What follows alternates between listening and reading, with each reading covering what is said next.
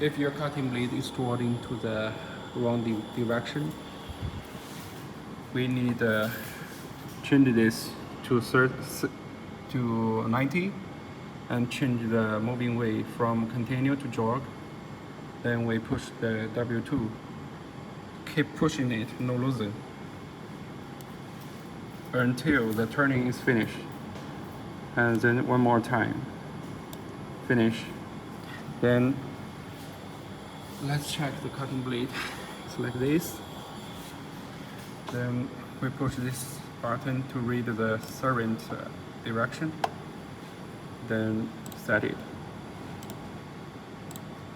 For now, the cutting direction will be like this. This is the right one, okay?